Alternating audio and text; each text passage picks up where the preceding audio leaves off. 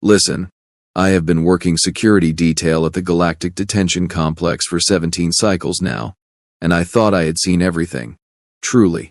I mean, we have housed pirates from the 7th sector, war criminals from the Delta campaigns, even that lunatic who tried to eat an entire moon. But nothing, and I mean absolutely nothing, prepared me for the day they brought in a human and his companion.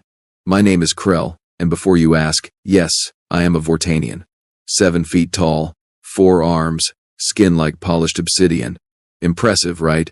We are known throughout the galaxy as the enforcers, the muscle, the ones you call when things need to get done with extreme prejudice.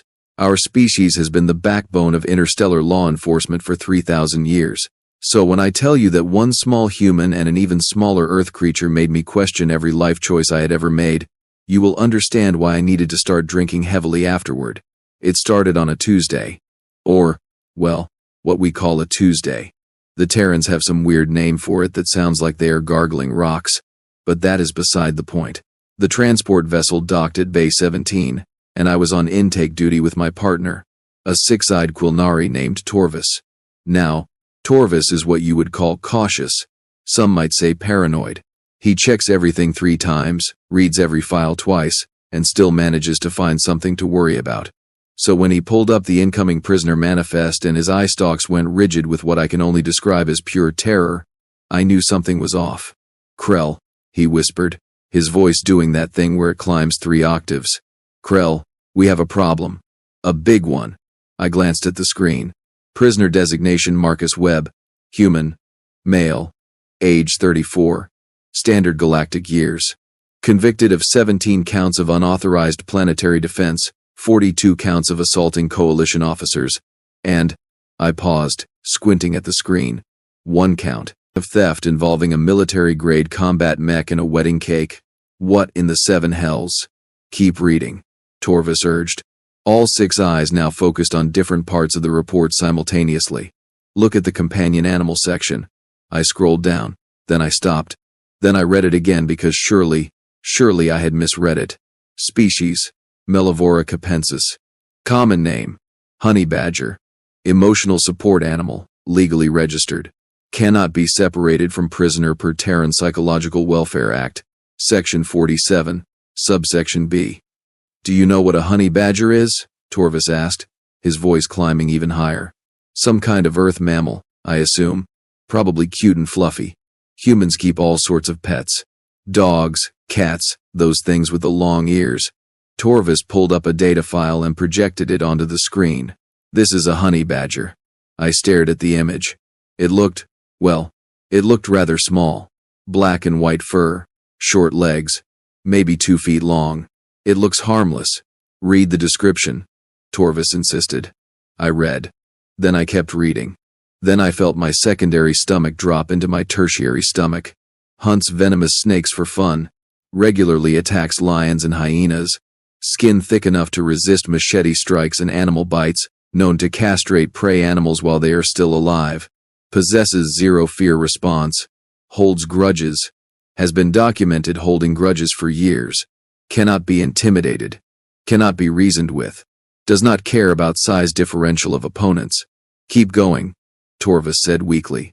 Nickname among human military, nature's psychopath.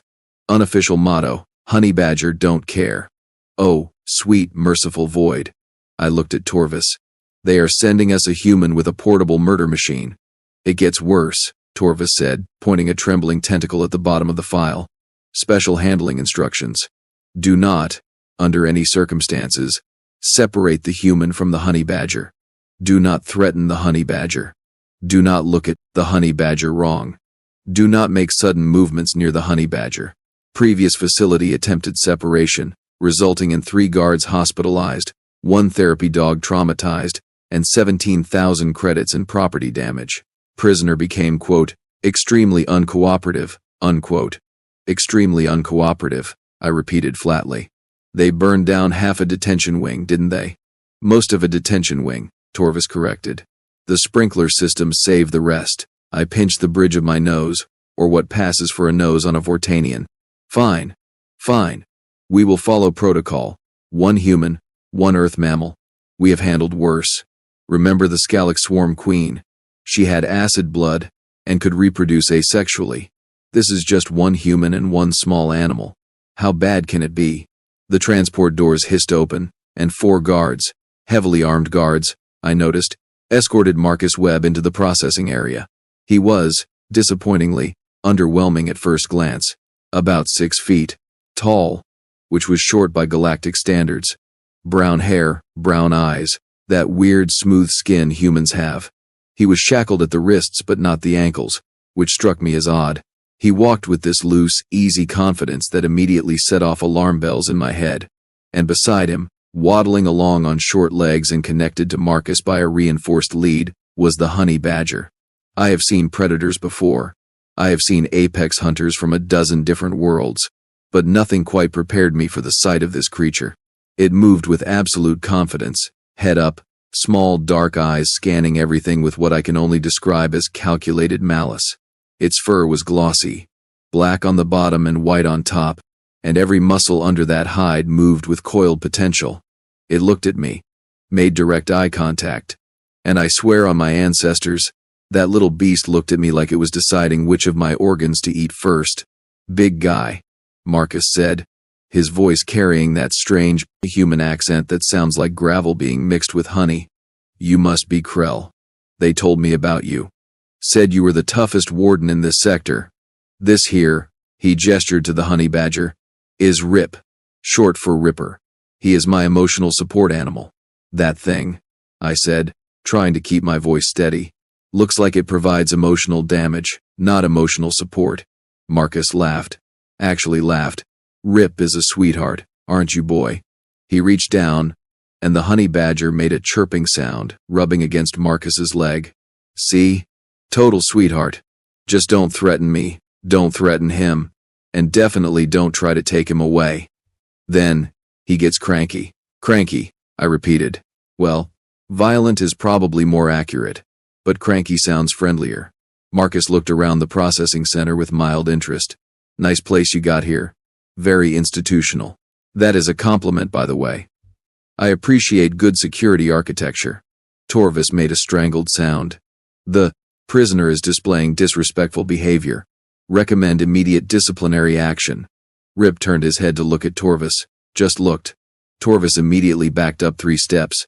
"Easy there, eyeballs," Marcus said, somehow managing to sound both friendly and mocking at the same time.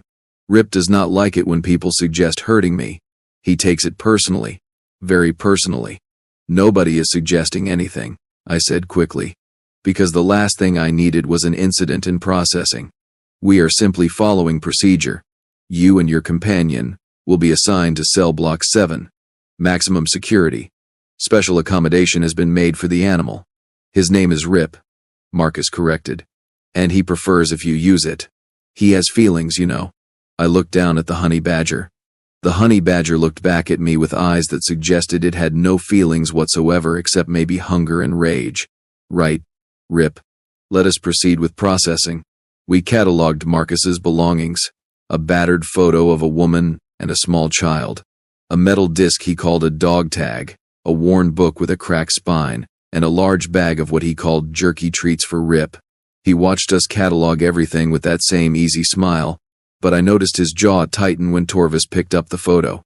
"Careful with that," Marcus said quietly, and for the first time, there was an edge to his voice. "It is the only one I have." At his feet, Rip made a low growling sound. It was not loud. It did not need to be loud. It was the kind of sound that evolution had programmed into every thinking being as a warning. Torvis very carefully set the photo down. "Prisoners are allowed 1 personal item," I said, consulting the regulations. "Choose." He did not hesitate. "The photo. What about the treats for Rip?" I asked. "Those are medical necessities. Part of his emotional support animal care regimen. Check the paperwork. Section 19, subsection C. Failure to provide appropriate care for registered support animals constitutes a violation of sentient rights under coalition law." Marcus smiled pleasantly. "I memorized the entire legal code during the transport. Had a lot of time to read." I checked. He was right. Void take me. He was completely right. "Fine. The treats stay." We led him to cell block 7, the highest security wing we had. Reinforced walls, energy barriers, automated turrets, nothing got in or out without authorization. His cell had been modified, expanded actually, to accommodate the honey badger. There was a human-sized bed and a smaller elevated platform with blankets for Rip, food dispensers for both of them, a small window that showed a holographic view of space. Marcus surveyed his new home with that same mild interest. Cozy. Reminds me of my barracks in Afghanistan, except that had fewer force fields and more scorpions. He unclipped Rip's lead, and the honey badger immediately began investigating every corner of the cell, sniffing, marking, claiming territory. You will remain here unless summoned for exercise yard time or cafeteria privileges, I informed him. Lights out at 2200 hours. Any violation of facility rules will result in loss of privileges, both for you and the animal. His name is Rip, Marcus said again, patiently. And we will be model prisoners. Right, Rip? Rip looked up from where he was investigating the toilet and made a snorting sound that might have been agreement or might have been gas. Hard to tell with honey badgers. Hey, Krell, Marcus said as I turned to leave. Can I ask you something? I should have said no. Should have turned and left. But there was something in his tone, a genuine curiosity that made me pause. What? Have you ever had to choose between following orders and doing what is right? The question hit harder than I expected. The rules exist for a reason. That is not what I asked. He sat on the bed, and Rip immediately jumped up beside him, curling into a compact ball of fur and fury. Marcus absently scratched behind the creature's ears. The rules said I should let those colonists die because the proper authorities would handle it. But the proper authorities were 3 days away, and those people had maybe 6 hours. So I made a choice. I broke the rules. And I would do it again. Every single time. I left without answering. What could I say? That he was wrong? That following procedure was more important than saving lives? Even I did not believe that, and I had spent my entire career enforcing those same procedures. The first week was, surprisingly, quiet. Marcus kept to himself, did not cause problems, was polite to the guards. Rip, on the other hand, terrified everyone. The honey badger had this way of staring at people that made hardened criminals nervous. He would just sit there, watching, waiting, like he was memorizing faces for future reference. The guards started taking alternate routes to avoid walking past Marcus's cell. Not because of Marcus. Because of Rip. That creature is a menace, Torvis complained during our third shift together. He bit through a force field projector yesterday. Just walked up to it and started chewing. Chewing. Through reinforced titanium. Did it hurt him? I asked. No. That is what makes it worse. He just kept chewing until he got bored and waddled back to his cell. Maintenance is still trying to figure out how he got out in the first place. I pulled up the security footage. Sure enough, there was Rip, somehow having squeezed through a ventilation shaft that should have been too small for him, methodically destroying a force field projector like it had personally offended him. Then, job done, he simply walked back to the cell where Marcus was doing push-ups, climbed back through the vent, and curled up for a nap. We need to seal those vents, I said. We tried. He opened the seals. With his claws. He picked the locks, Krell. That animal picked locks. Honey badgers are highly intelligent. I read from the data file. Known tool users. Capable of complex problem solving. Oh, void. We have imprisoned a tiny furry genius with anger management issues. Exactly. Torvis's eye stalks waved frantically, and the human just laughs about it. Like it is funny that his support animal is systematically testing our security systems. It was during the second week that things got complicated. Marcus had been granted exercise yard privileges, and that meant Rip came too. The yard was large, open, with various equipment for physical fitness. High fences, guard towers, automated defenses, maximum security. Marcus made a beeline for the weights, Rip trotting beside him like a small furry shadow. The other prisoners gave them a wide berth. Most of them had heard about the honey badger by now. Rumors spread fast in prison. But there is always one individual who thinks they are tougher, meaner, more dangerous than everyone else. His name was Vrek. A Scalarian, twice Marcus's size, covered in natural armor plating, claws that could shred steel. Convicted of multiple murders, enjoyed causing pain. Thought he owned the yard. He walked up to Marcus, who was mid-lift, and kicked Rip. Not hard, just a nudge with his foot, but enough to send the honey badger tumbling a few feet. The yard went silent. Every prisoner, every guard, everyone stopped what they were doing and turned to watch. Marcus slowly lowered the weight bar, set it down carefully, stood up, turned to face Vrek. His expression was calm, almost serene, but his eyes had gone flat and cold. "You just made a mistake," Marcus said softly. "A really, really big mistake." Vrek laughed. "What are you going to do, human? You and your little pet?" "That," Marcus said, still in that soft, dangerous voice, "was not my pet.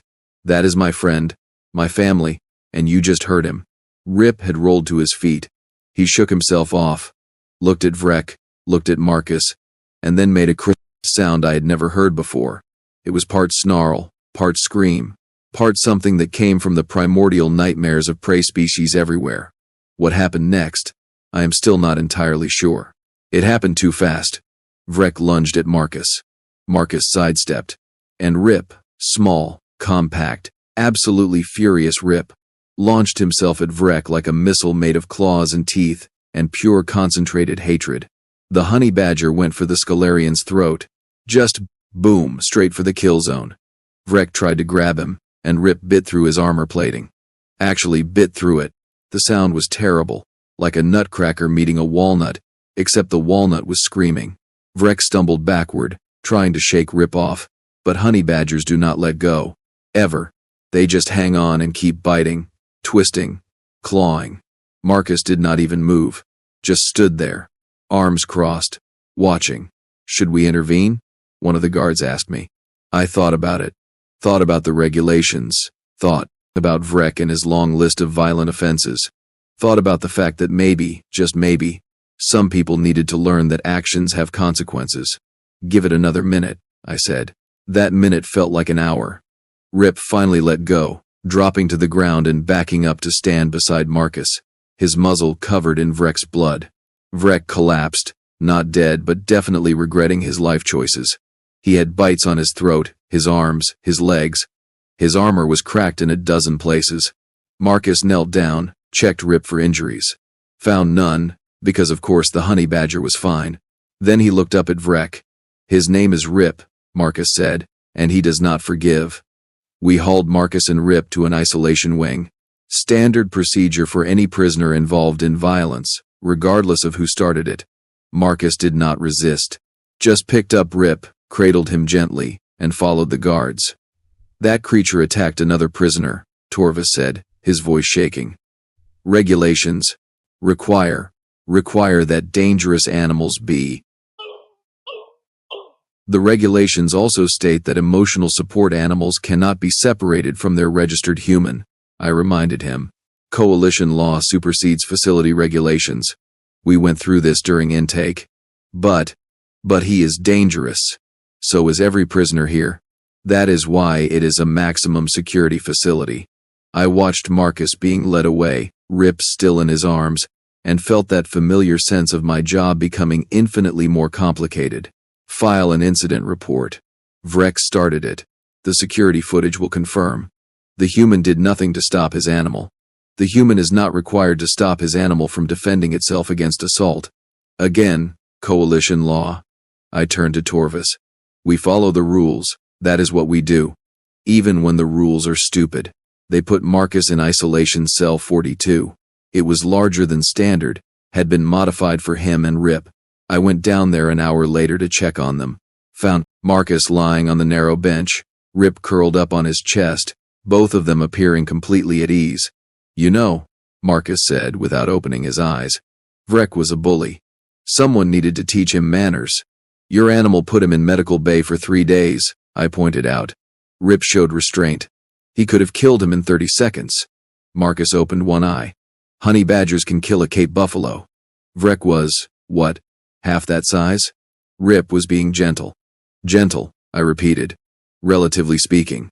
Marcus sat up, careful not to disturb Rip, who made a grumbling sound and resettled. How long are we in here for? 72 hours. No contact. No privileges. Food will be delivered through the slot. Fair enough. He lay back down. We have been in worse places, right, Rip?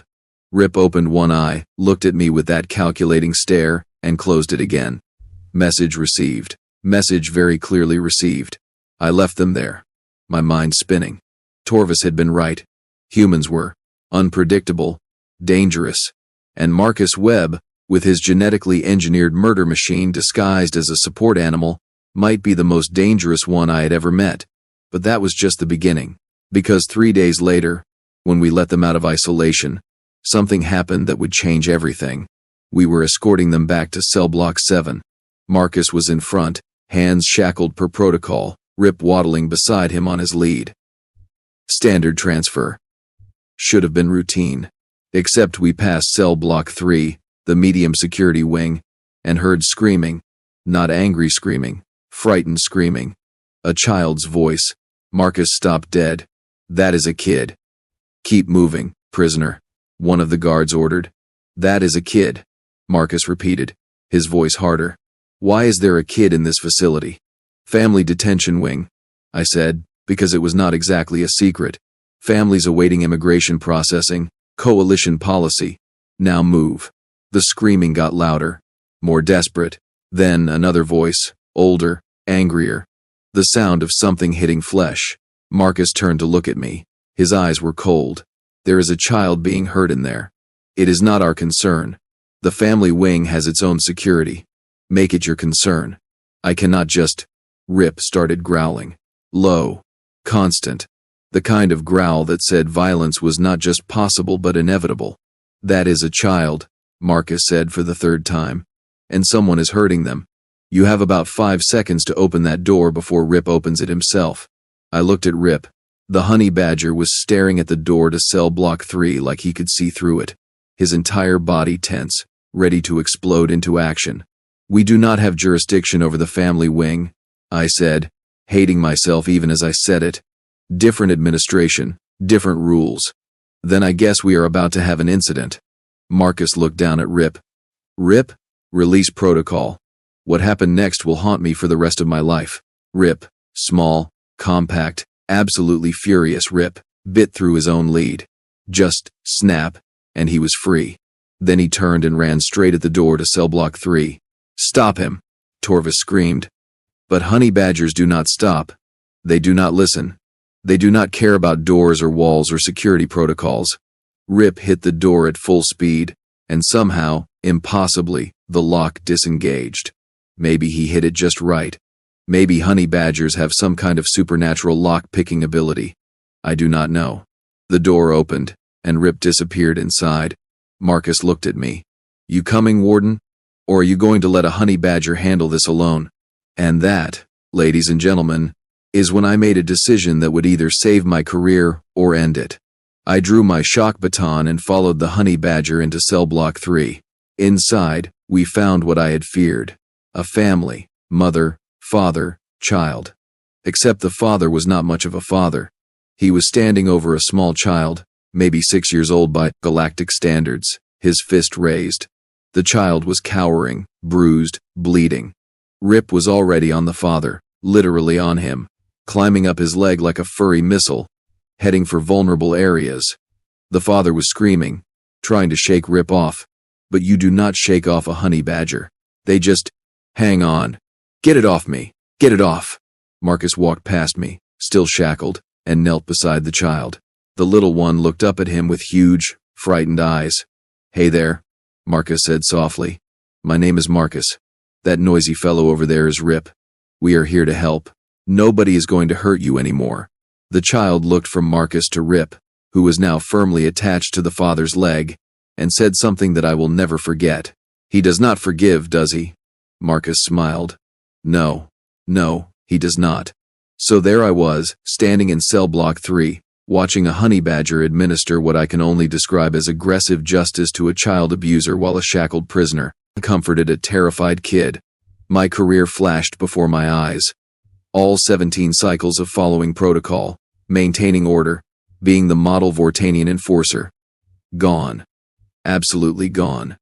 Krell, Torvis hissed from behind me, all 6 eyes darting between Rip, Marcus, and the screaming father. We need to stop this, now. Before administration finds out. Before this becomes a galactic incident. Before what? I cut him off. Before we actually do something right for once? The words surprised me as much as they surprised Torvis. But watching Marcus, still in shackles, gently checking the child's injuries, while Rip delivered what the human legal system probably called karma, something clicked in my brain. Sometimes the rules were wrong. Sometimes following protocol meant letting monsters hide behind paperwork. I made my decision. Torvis, seal the door. Nobody comes in. Nobody sees this. But regulations state, I said seal it. My voice came out harder than intended, using that command tone they taught us in Enforcement Academy. Torvis flinched, then scrambled to lock down the block. The father finally managed to pry Rip off, throwing him across the room. Big mistake. Huge mistake. Because honey badgers do not just attack, they remember. They strategize. They get creative. Rip landed on all 4 paws, shook himself, and made that sound again. That primal, prehistoric sound that evolution had coded into every species as a warning, apex predator incoming. Then he charged. But this time he went low, skittering between the father's legs and going for the ankles. The crunch was audible. The father went down like a demolished building, clutching his leg and howling. Rip backed off, positioning himself between the fallen man and the child, teeth bared, ready for round 3. Rip, heel, Marcus called out, still gentle despite everything. The honey badger immediately trotted over, though he kept glancing back at the father like he was considering dessert. Marcus somehow managed to scratch behind Rip's ears even with his hands shackled. Good boy. Very good boy. The mother had been huddled in the corner, and now she rushed forward to scoop up her child. She was crying, speaking in a language I did not recognize, but the meaning was universal. Thank you, thank you, thank you.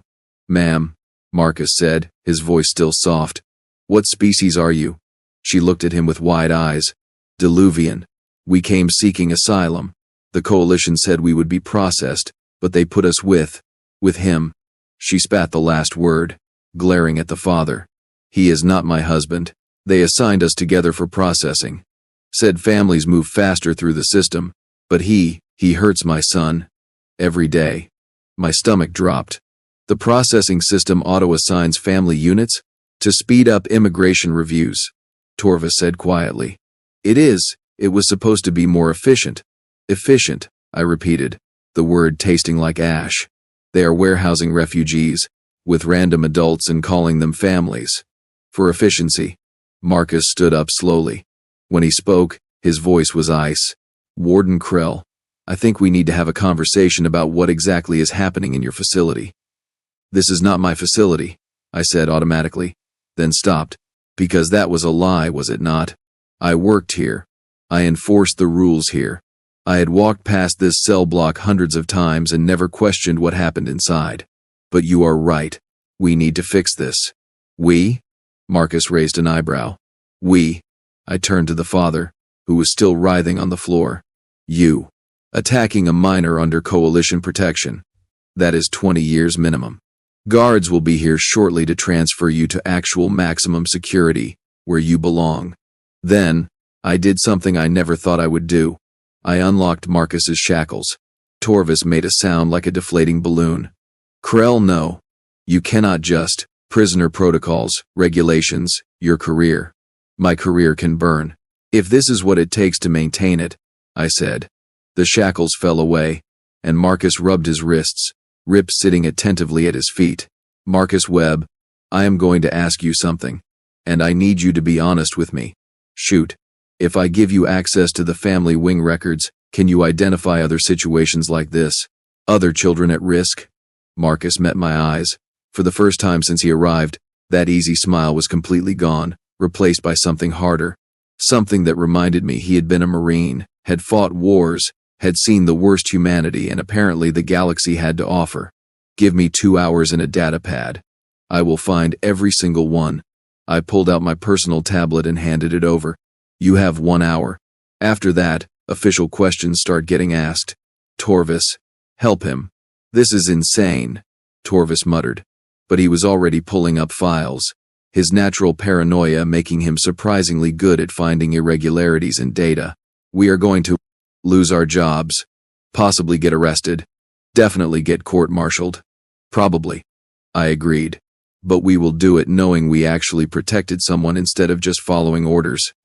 Marcus had already started working, his fingers flying across the screen while Rip sat guard beside the Diluvian mother and child. The little one had stopped crying and was now staring at the honey badger with something like awe. He saved me, the child whispered. That is what he does, Marcus said without looking up. Rip does not care about size or strength or who is supposed to win. He just cares about what is right. Found him in a war zone, actually. Afghanistan, back on Earth. Someone had tried to poison him, left him to die because he had been raiding their food supplies, nursed him back to health, and he has been with me ever since. His voice softened. Turns out we both have a thing about protecting people who cannot protect themselves. Got something, Torvis said suddenly. Cell Block 3. Section 7. Family unit flagged for excessive medical visits. Child, age 4, multiple broken bones over 3 months, all listed as accidents. My blood went cold. How many? In this wing? Torvis's eye stalks drooped. 17 cases showing similar patterns. 17 children. The tablet in Marcus's hand cracked. Just a little. Just enough to show how tightly he was gripping it. Warden, we are going to fix this. Today. Right now. We do not have authority. Then get someone who does. For the first time, Marcus raised his voice. Because if you think I am going back to my cell knowing there are 16 more kids suffering while bureaucrats shuffle paperwork, you have severely misunderstood what kind of human I am. Rip stood up, sensing Marcus's anger, and made a low rumbling sound. The fallen father, who had been trying to crawl toward the door, froze. I looked at Marcus, at Rip, at the mother clutching her child, at Torvis, who, despite his fear, was already in dollars, compiling evidence files. And I thought about those colonists Marcus had saved, the ones the coalition said he should have let die while waiting for proper authorization. Sometimes doing the right thing meant ignoring every instinct that said to follow protocol. Torvis, contact Station Commander Velox. Tell her we have a Code 7 situation in the family wing. Child endangerment, systemic failure, immediate intervention required. She will ask questions. Let her ask. Tell her Warden Krell takes full responsibility and is requesting emergency powers under Coalition Child Protection Act, Section 2. I turned to Marcus. That is a real thing, right? Absolutely real. Marcus confirmed. Grants temporary authority to any official who identifies imminent danger to minors. Supersedes standard chain of command for 48 hours. You really memorized the legal code? I read your file. Figured if you knew it, I should too. I activated my comm unit. All units, this is Warden Krell. Lockdown Cell Block 3, Family Wing. Nobody in or out without my direct authorization. We have multiple child welfare situations requiring immediate assessment. The comm exploded with questions, objections, demands for clarification. I ignored all of it. Marcus, you and Rip are with me. We are going to walk through this wing, and you are going to help me identify every child at risk. Then we are going to move them to protective custody. What about me? The Diluvian mother asked. You and your son are coming too. Safe location, proper medical care, actual family services instead of this automated nightmare. I glanced at the father, who Rip was still watching with undisguised hostility. He is going to maximum security pending trial. We spent the next hour moving through Cell Block 3. It was worse than I imagined. The automated system had been pairing refugees with whoever happened to be in processing at the same time. No background checks, no compatibility, and assessments, just efficiency metrics and processing speed. Marcus's face got harder with each cell we inspected. Rip, somehow, seemed to sense which adults were problems. He would position himself between them and the children, that low growl serving as judge and jury. We found all 17 cases Torvis had flagged, plus 3 more the system had missed entirely. By the time Station Commander Velox arrived, we had 20 children in protective custody, 8 adults in restraints heading for real prison cells, and a data file full of evidence that was going to blow the Coalition's immigration system wide open. Commander Velox was a Zentari, tall and imposing with silver scales and eyes that missed nothing. She took one look at the situation, at Marcus, standing there with Rip at his feet, at me surrounded by rescued children, and her expression went from angry to thoughtful to absolutely furious in about 3 seconds. "Warden Krell," she said slowly, "you have just created the biggest administrative headache this station has seen in 50 years. Yes, Commander. You invoked emergency powers without proper authorization. Yes, Commander. You utilized a prisoner to conduct official investigations. Yes, Commander. You allowed said prisoner's support animal to assault multiple detainees. In my defense, Commander, I could not stop Rip if I tried. Honey badgers are persistent." Rip, as if on cue, made a snorting sound that might have been agreement. Velox stared at the honey badger. The honey badger stared back. It was like watching two apex predators size each other up. Finally, Velox looked back at me. "This facility is under investigation. Effective immediately. The family processing system is suspended pending review. Those children are now under official coalition protection." She paused. "And you, Warden Krell, are either getting promoted or court-martialed. Possibly both. I can live with that, Commander. What about him?" She nodded toward Marcus. "What about me?" Marcus asked, his tone polite but with an edge. Velox studied him for a long moment. "Your file says you saved 300 colonists by taking unauthorized military action." 317, Marcus corrected. "The official count missed some kids who were hiding in the maintenance tunnels. And today you helped identify and protect 20 children who were being systematically abused by our own bureaucracy.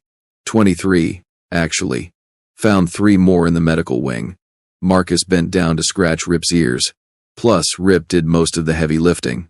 I just pointed him in the right direction. Your sentence was 10 years. Still is, as far as I know." Velox pulled out a data pad and entered a series of commands. "Not anymore. By authority of Coalition Emergency Powers Act, combined with evidence of extraordinary service to vulnerable populations, your sentence is complicated." She looked up. "The bureaucrats are going to argue about this for months, but effective immediately, you are being transferred from prisoner status to provisional community service. You will work with the new Child Protection Task Force being established in response to this disaster. Your job will be identifying and preventing situations exactly like what we found today." Marcus blinked. "You are giving me a job? I am giving you a chance to keep doing what you clearly do best, protecting people who need it." Velox glanced at Rip. "The honey badger goes with you. Apparently he is essential personnel." Rip made a sound that was definitely smug. "There are conditions," Velox continued. "You report directly to Warden Krell. You follow coalition law.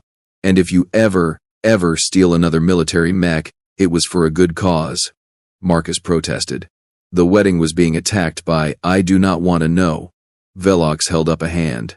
"Just try to cause less property damage going forward. No promises, but I will do my best." Marcus looked at me. "What do you say, Warden? Want a human and a honey badger on your team?" I thought about the last hour. The chaos. The broken protocols. The saved children. The fact that I had just blown up my entire career and somehow felt better about myself than I had in years. "We are going to need some new rules," I said. "Rules are good," Marcus agreed, "as long as they make sense." Over the next few weeks, things changed. The investigation into the family processing system revealed massive systemic failures across multiple stations. Velox got promoted to head up the reforms. I got to keep my job, mostly because nobody else wanted to deal with the paperwork. Torvis became my second in command, his paranoia now officially recognized as an asset. And Marcus? Marcus became something the galaxy had never seen before. A human whose official job description was basically, fix problems we are too scared to acknowledge. Rip became a station legend. Prisoners would straighten up when they saw him coming. Guards treated him with wary respect. Children, though. Children loved him. Turned out honey badgers were surprisingly gentle with kids, as long as nobody was threatening them. There was one moment, about a month after everything went down, that really stuck with me. We were in the new family services wing, properly run this time, with actual counselors and protection protocols. The little Diluvian boy, the first one we saved, had drawn a picture. It showed a big figure, clearly meant to be me, standing next to a smaller figure holding hands with what was obviously Rip. The title, translated from Diluvian, read, "The Warden stepped over the honey badger, and the honey badger forgave him." "I thought Rip did not forgive," I said to Marcus, who was helping organize the new play area. Marcus looked at the drawing and smiled. "He forgives people who learn, who try to be better, who stand up when it counts." He glanced at me. "You stepped over him that first day, metaphorically speaking. Could have shut this all down. Could have followed the rules and let those kids suffer. But you did not. You chose to act instead of hide behind protocol." "I almost did not," I admitted. "Almost walked away." "But you did not," Marcus repeated. "That is what matters. Not the almost. The actual choice." Rip waddled over and sat on my foot. Just plopped himself down like he owned it. Which, knowing honey badgers, he probably thought he did. Is he sitting on me?" I asked. "That means he likes you," Marcus said, grinning. "Congratulations, Warden. You have been accepted into the pack." "I am not sure that is a good thing." "Oh, it definitely is. Means he will only bite you if you really deserve it instead of just for fun." "That is not reassuring," Marcus laughed, and even Rip made that snorting sound that passed for honey badger amusement. The galaxy changed after that. Slowly, bit by bit. More stations implemented proper protection protocols. More officials started questioning automated systems. More people started asking whether efficient was the same as right. And at the center of it all was a human and his honey badger, proving every single day that sometimes the most dangerous thing in the universe was not claws or teeth or weapons. It was someone who refused to look away when others were suffering. Someone who would not forgive injustice. Someone who, when faced with a choice between following orders and doing what was right, chose right every single time. I still work at the galactic detention complex, still maintain order, still enforce rules. But now I question them too. Now I look at the systems and ask if they serve justice or just convenience. And sometimes, when I am doing late rounds, I pass by Marcus's new office, the one we set up for the Child Protection Task Force. He is usually there, working through case files, Rip curled up on his desk like a very aggressive paperweight. Marcus will look up, nod, go back to his work, protecting people, finding problems, being exactly what the galaxy needed even if it did not know it. I learned something important from that human and his honey badger. The rules matter, laws matter, order matters, but people matter more. And sometimes, when the rules fail people, you have to step over the honey badger and hope he forgives you. Or, if you are very lucky, you learn to walk beside him instead. Because honey badgers do not care about regulations or protocol or proper chain of command. They only care about one thing: protecting what matters. And if that is not the most human lesson the galaxy could learn, I do not know what is. The Diluvian boy visits sometimes, with his mother.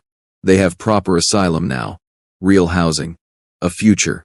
The kid always brings treats for Rip, even though the honey badger does not need them.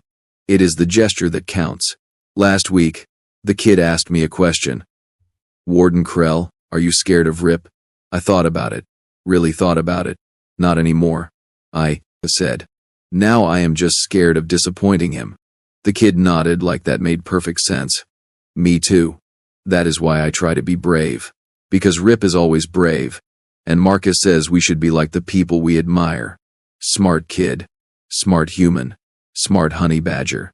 The galaxy is a better place because they are in it. Even if my job got about 10,000 times more complicated. But you know what? I would not change a thing. Well, maybe I would install stronger locks on the ventilation systems, because Rip is still testing them. Every single night.